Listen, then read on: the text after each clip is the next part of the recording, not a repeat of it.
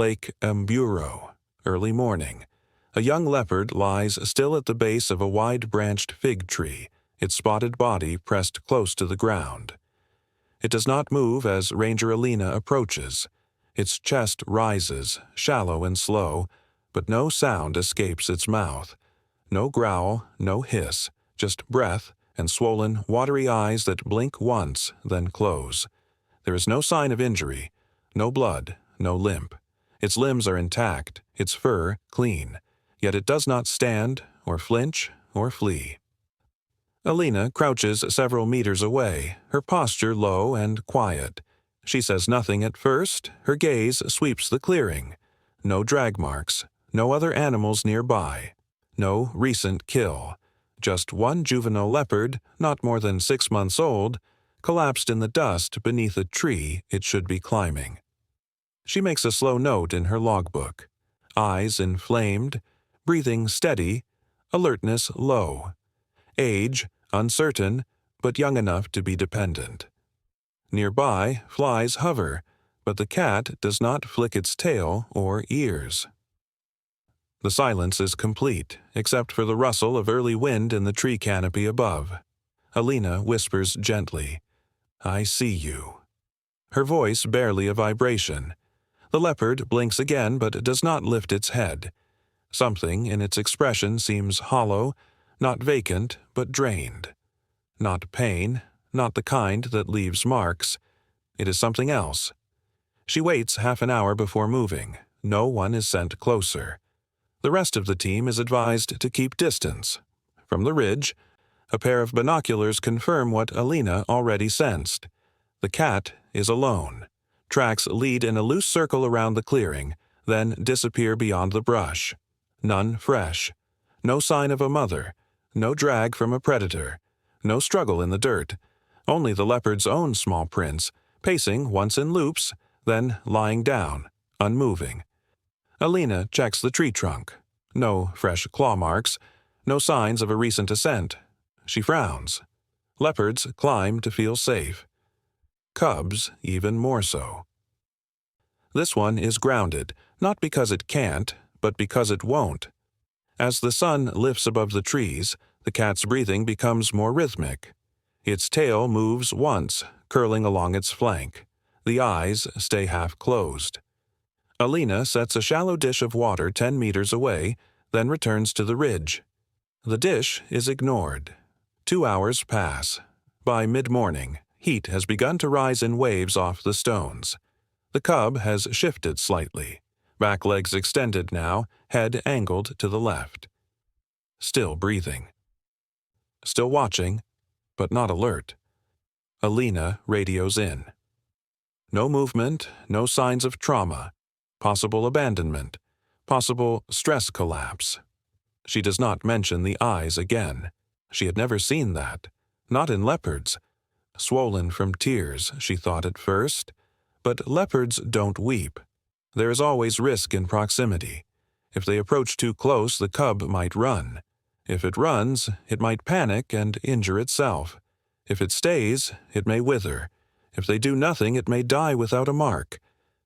Alina sits beneath a flat-topped acacia, logbook on her lap, eyes on the dust beyond the fig tree. Every 20 minutes she notes the breathing, the position, the tension or lack of it in the limbs. Afternoon comes and goes without change. In the final hour of daylight, a soft, dry sound escapes the cub's throat. Not a growl, not a cry, just a hollow exhale that never becomes a voice. Its head lifts briefly, then sinks back down. It tries again. Nothing. Alina sets her pencil down. She does not approach. She only says once more, very softly, "I hear you." The cub blinks, long and slow, then turns its face into the warm dust. They wait through the night. By morning, the dish is still untouched. The cub is still alive, but the silence it carries has settled deep into the ground beneath it, a silence that feels like grief. By the second morning, the wind over Lake Mburo had shifted. It moved low through the scrub, pressing the early chill into the cracks between rock and root. Alina remained seated on the ridge above the fig tree, where the young leopard still lay. Her binoculars stayed in place, unmoving. The cub had not left the clearing. Its breathing held steady, eyes open now, blinking less, but it hadn't fed, hadn't drunk, and hadn't climbed. The same position, head lifted just enough to see the wide-open space but not enough to rise. In any other case, there would be movement by now. Even the injured shift for comfort. This one had only shifted once, then gone still again. Below, the air held no scent of other cats. She had swept the area at dawn with Ranger Peter. They found no new tracks, no urine marks, no fresh scratches, no calls in the dark. The fig tree, with its split trunk and climbing roots, remained unclaimed. No territory had been laid, and no mother had returned. For a second day, the cub remained without presence or response. The behavior was not typical. Even the abandoned make noise. They call, they search. But this one had gone quiet in a way that unnerved her. It was not weakness, not exactly. It was absent, as if some switch inside had gone off the moment the others left. She lowered her binoculars, watching through bare eyes now. The fig leaves stirred above the cub's head, but it didn't flinch at the shadow. Not even its tail twitched. In the shade behind her, the field medic unpacked a kit of observation supplies. Rangefinder, water gauge, scent flags. No tranquilizers, no crates, no bait. They weren't taking the cub in. Not yet. If it stood and fled, it might vanish forever. If it stayed, they had a chance, but only if they waited. Alina scribbled a note. Second dawn. No change in mobility. Eyes more alert, not responsive to water or motion. Still no vocalizations. Then she paused. Something didn't match. The eyes. They were wet again. The fur around them matted in a slight fan outward, as though wiped over and over by the back of a paw. But the cub hadn't lifted its paw since yesterday. She zoomed in. The moisture wasn't from injury. It wasn't an infection either.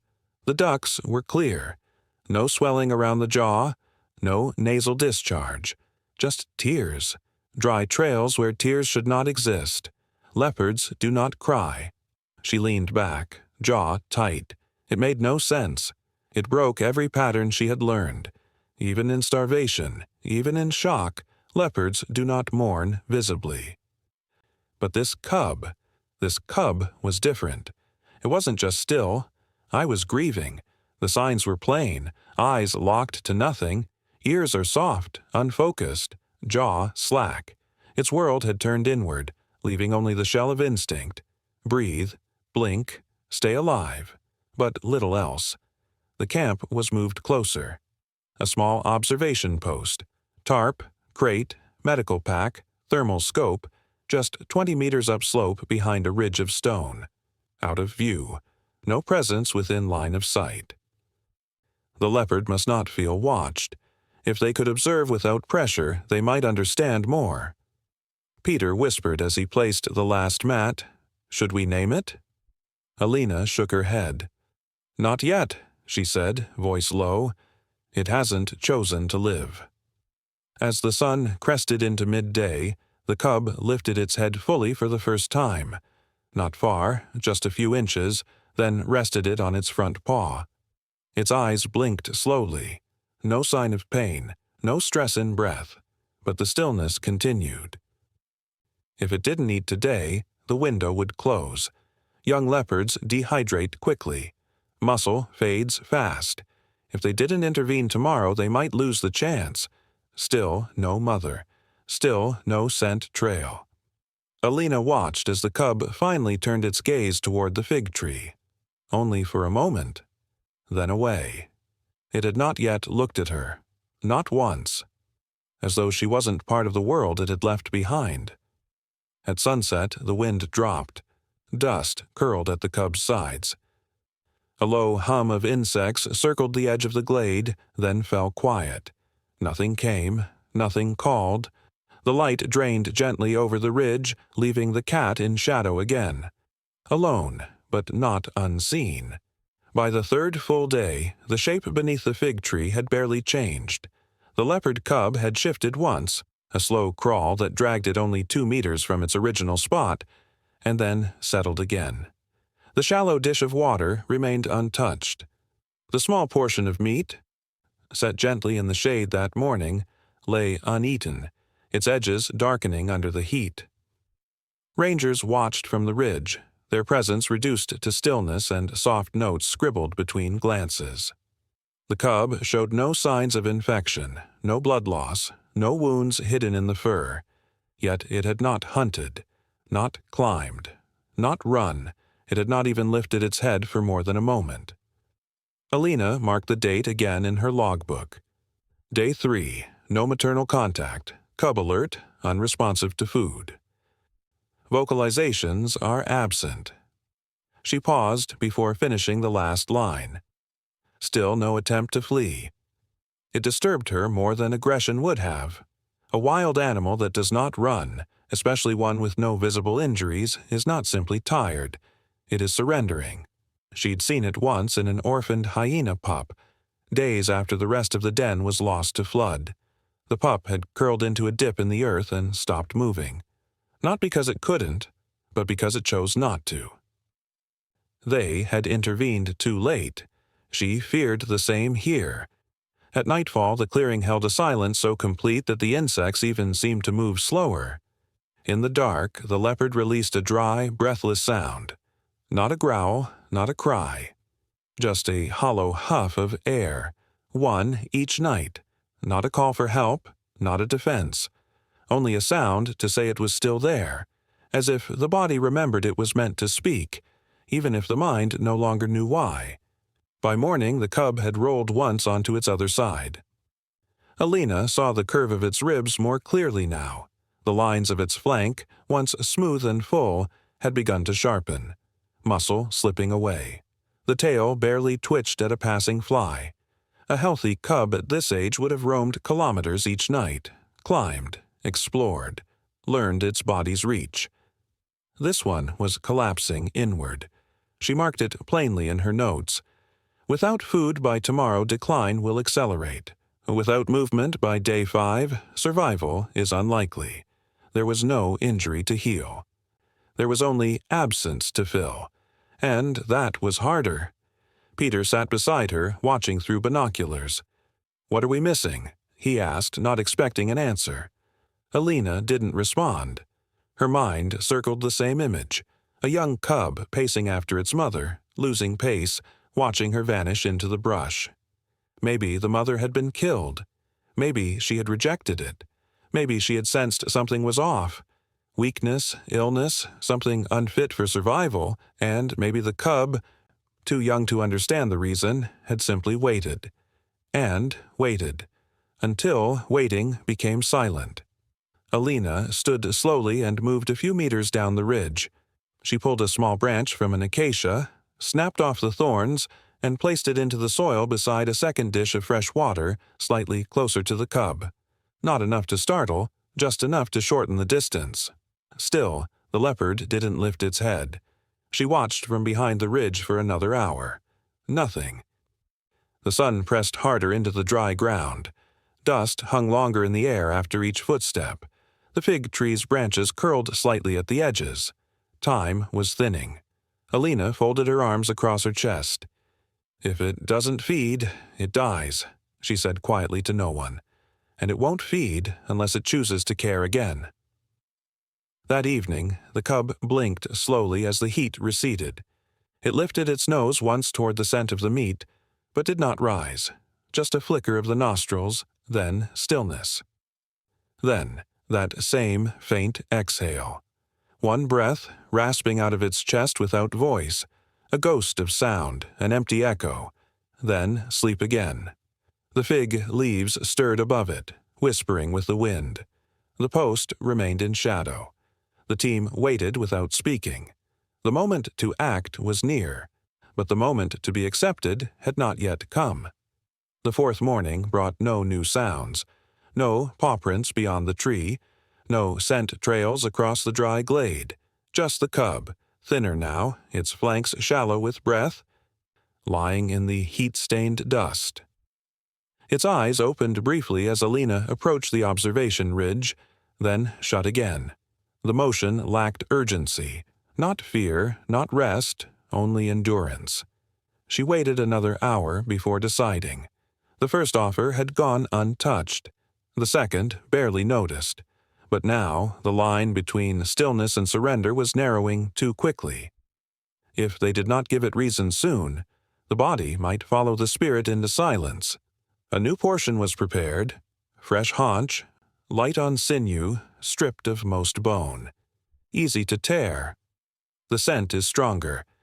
This time she set it closer, no more than 6 meters from the cub's resting place and angled just within the edge of shade.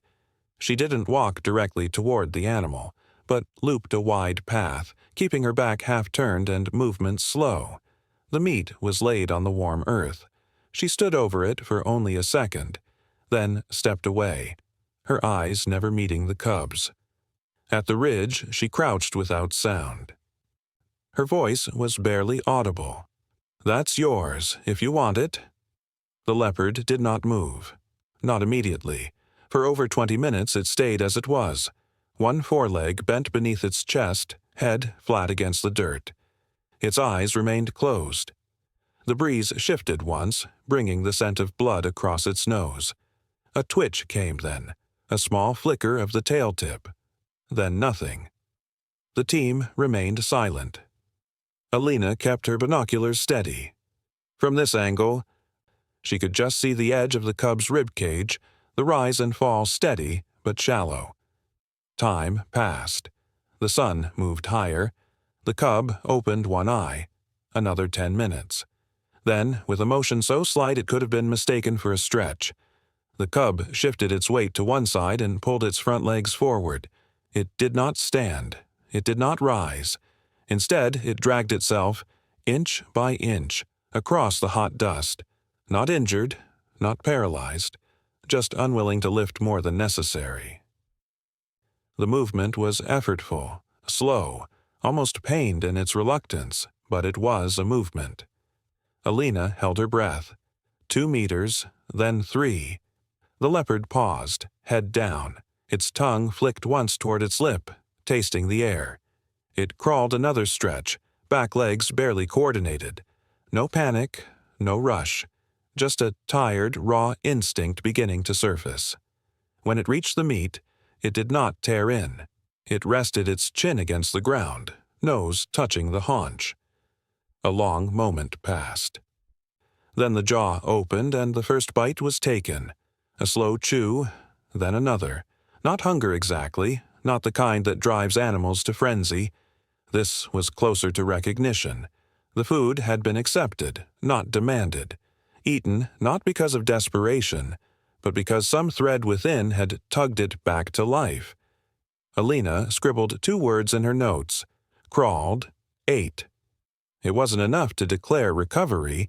It wasn't even enough to confirm intent. But it was something. The first sign of will. The smallest flicker of response.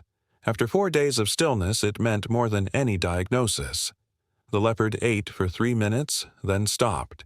It lay beside the remains, eyes half-lidded, belly barely swollen. A single paw rested over the meat. Not possessive. Just a present. The post remained quiet. Alina turned away, her voice low. "That's the first step," she said. Not to the others. Not to the cat. Just to the dust and the wind and the space where something unseen had shifted. And in that silence the breeze stirred again. Not harsh, not sudden, just enough to lift a dry leaf which tumbled across the ground and came to rest beside the cub's paw. It did not flinch. It simply watched, awake now. Still weak, still alone, but no longer retreating. By the 5th morning, the cub had not moved far from the haunch. It had eaten again just before dusk the night before. Slower this time, more deliberate. Its body had begun to shift back into structure, the hollow above its ribs filling faintly, the twitch of its tail returning with small rhythm, but its eyes still held that distant vacancy. It watched everything and nothing at once. Alina stood nearby now, not hiding, but not approaching either. Each movement was measured. Each hour counted. Mid-morning brought wind strong enough to shift the dust around the fig tree. As the grains lifted, small ridges in the ground were revealed, shapes hidden until now beneath the layer of settled grit. Alina crouched low and moved in slow arcs around the area, staying clear of the cub's view. Her hand brushed along the dry topsoil, pausing at each faint indentation. Paw prints. Leopard. Adults. Days old, maybe a week. The shape of the pads was different. Broader than the cub's, the weight deeper near the front. A female, most likely. The tracks moved in a slow circle near the base of the fig, just beyond where the cub had first been found. She followed them 20 meters, each step more faded than the last. There were no drag marks, no clawed disruptions in the dirt. Just walking. No chase, no sign of a fight. At the farthest point, the prints turned once, then ended. The grass there was taller, thick with dry roots. But even through that, Alina could see no trail leading away. The prints simply vanished. She called Peter over quietly and they walked the edge together. He shook his head. "No signs of distress," he said. "She wasn't hunted, wasn't injured." His voice was even, but his eyes shifted toward the cub in the clearing. "So, why leave it?" Alina didn't answer. She walked back alone, stopping at a shallow bend in the earth where two sets of prints overlapped, the adults and the cubs. The cubs had moved only a few steps, then circled in a tight arc as if pacing. Then nothing. She knelt there for a long time. There are moments in the wild that cannot be explained by science alone. Not entirely. Some mothers reject the sick or the slow. Others vanish after sensing change in the air. Drought, scent of danger, imbalance. And some simply walk away, not in panic, but in finality. A quiet, irreversible decision. Not rage, not grief, just a choice. Alina stood slowly and looked back toward the tree. The cub now sat upright, weak but stable, its legs tucked close beneath its body. It faced the same stretch of ground where the older tracks had ended. It did not blink. Its ears stayed low, its tail curled gently around its side. There was no searching in its gaze, no calling, as if it knew, as if it had known for days. She recorded what she could. Adult presence confirmed. Tracks indicate departure, no evidence of predation, cub likely left by mother. No external threat identified. She paused before the final line. Intentional abandonment probable. There was risk in naming it, risk in suggesting motive. But the signs were clear. The cub had not been chased away. It had not been stolen. It had been placed, left, and then waited. If it had stayed still much longer, it would have died. Not from hunger alone, but from stillness, from waiting too long for what would not return. Now, at least, it has moved. It had eaten. It had begun, in small ways, to belong to itself again.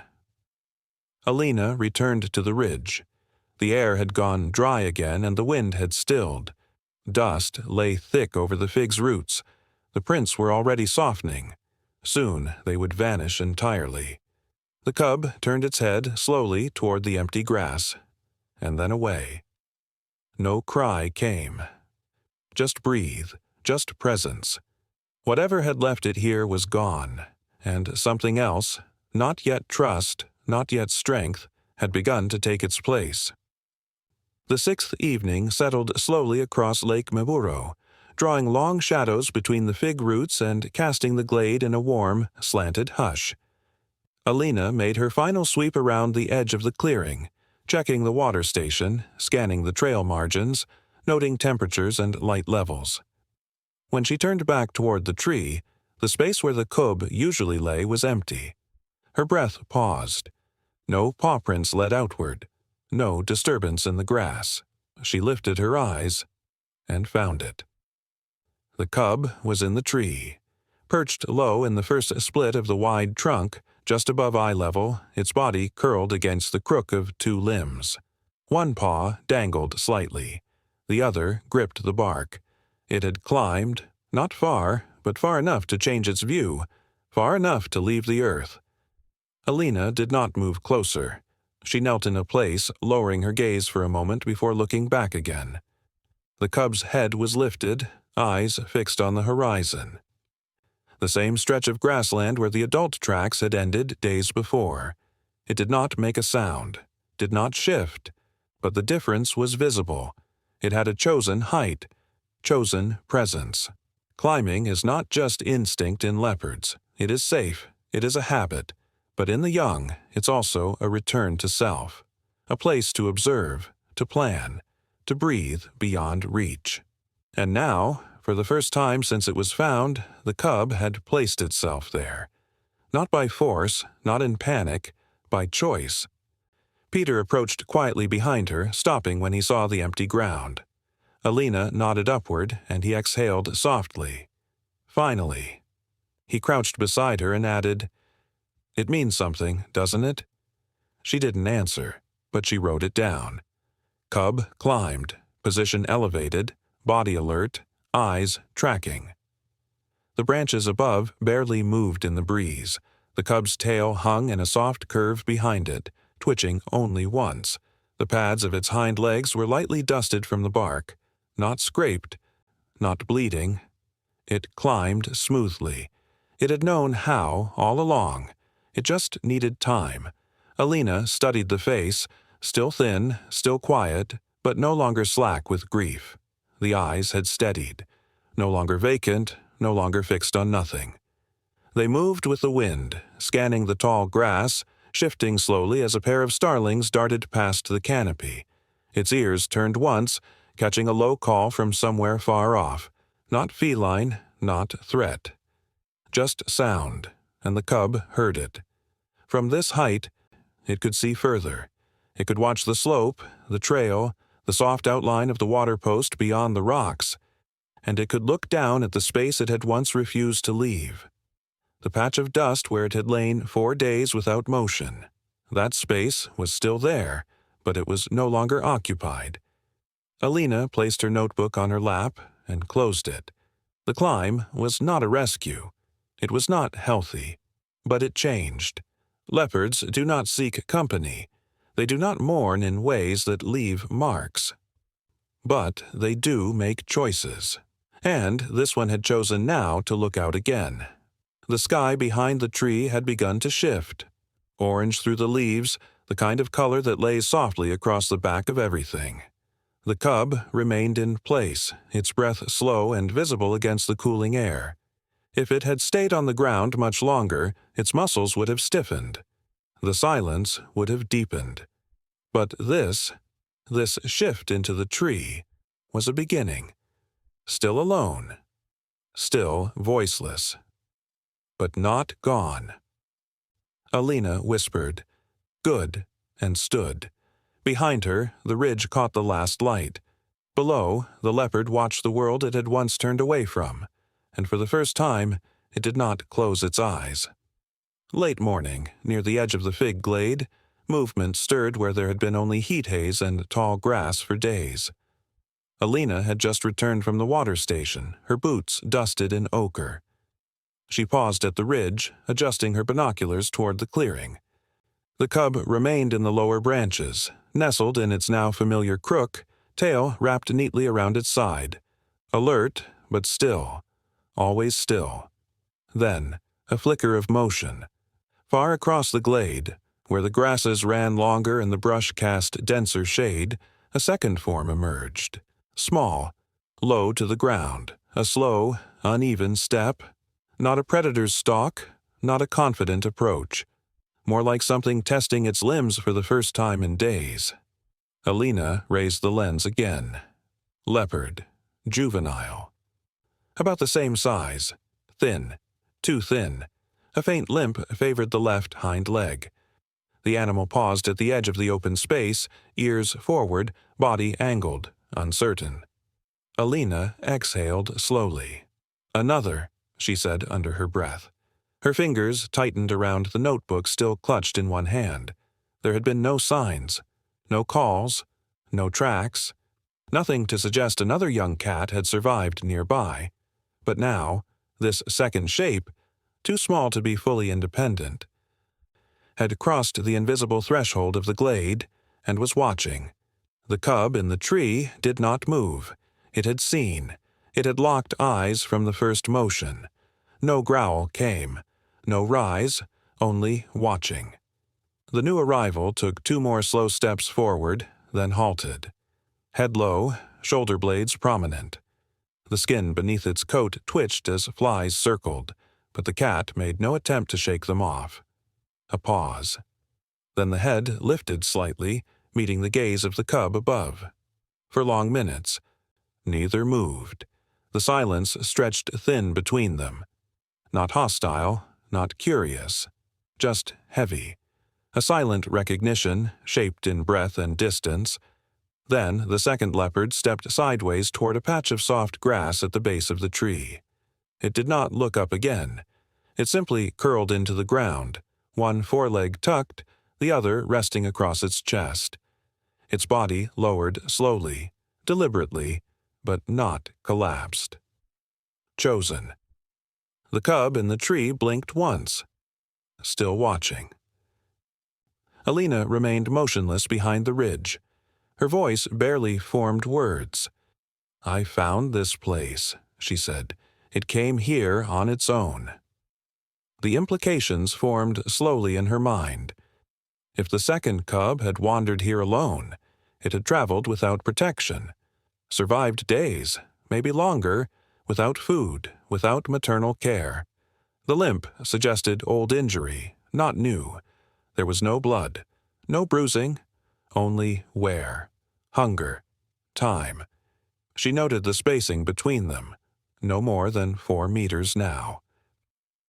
Close enough to sense each other's breathing, far enough to retreat if needed, but neither moved. The cub in the tree did not descend. The one below did not climb. There was no call between them, just quiet, just the rustle of dry grass and the occasional click of insects in the warming air. Alina wrote. The second juvenile leopard arrived. Independent movement, no aggression, no avoidance, close proximity accepted. She circled the note twice, then stopped writing. She knew the wild made no promises. These were not siblings. They might not even tolerate each other tomorrow. But today they had seen, and not fled, rested and not claimed.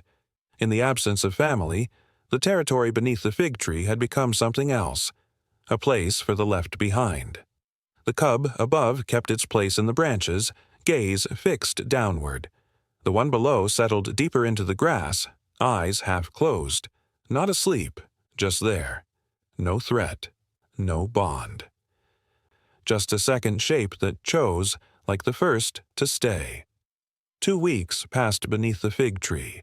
The grass surrounding the clearing grew brittle with the season's shift, the air carrying less warmth now, more dryness. In that time, the first cub had begun to descend the tree more often, not in panic or ritual, but as a habit. Its body moved smoother now, strength returning in quiet layers. The wounds were never visible, but Alina had learned not all wounds leave marks. Healing, here, came in movement, in watching, in the space between distance and presence. The second cub never climbed. It remained close to the base of the glade, sheltering beneath low brush or in the shadows near the roots. Its limp faded day by day until only the smallest hitch in its step remained. Neither cub had ever approached the humans directly. No sound was made in greeting, no gesture of need. Yet each day they were seen, and each day they stayed. By the 15th morning, the ranger team had thinned, no longer needed in full presence. Alina remained. She took her seat near the ridge, as always, notebook balanced on one knee. Today, the cubs were no longer within the clearing, but they were not far. A rustle to the west. Short, sharp, ending in silence. Then a second one, lighter, broken by a faint squeal. Alina raised her binoculars and scanned the grass. 50 meters beyond the fig tree, near a fallen log, the first cub crouched low over a fresh kill. A rock hyrax, small and still, clutched between its forepaws. The leopard's body was lean, stronger now, its shoulders lifted with the tension of instinct. It did not eat immediately. It simply watched the space around it, jaws closed, breath slow. To the east, just within view, the second cub moved through a low corridor of brush, head low, tail flicking in concentration. A chase in progress, light-footed and short. A small bird darted out and the cub lunged, missing by inches. It paused, chest heaving, then looked toward the direction of the first cub. They were not hunting together. They did not coordinate or share, but always one stayed within view of the other. Not too close, not too far. Each is aware of the other's place. It was not pride behavior, not sibling loyalty. It was something quieter. Alina wrote, separate patterns, shared range, visual proximity maintained. She paused. Then below it. Not alone. She remembered the first day. The cub curled into the dust. Eyes wet, breath shallow, body unwilling to rise. That soundless cry each night barely a breath. A call that had no direction, no answer. And yet, days later, something had come. Not a mother, not a rescuer. Just another shape. Another creature that had survived something similar. And it had laid down beside that silence. Had stayed. Some needs are never spoken, some losses cannot be filled, but sometimes when no answer comes, something else does. Not what was lost, but something willing to remain. As the sun lifted over the ridge, both cubs moved, one climbing a low rock for better view, the other settling back into the brush. Neither looked toward Alina. They had never truly acknowledged her, but she didn't need that. It was enough to witness. The fig leaves rustled above as wind moved through the clearing. The old space where the first cub had lain was overgrown now, grasses curling over the imprint in the dust. Nothing remained there but memory. Alina closed her notebook. The glade was quiet again, but no longer empty. A cry had been heard, not by those it called for, but by something that understood it anyway.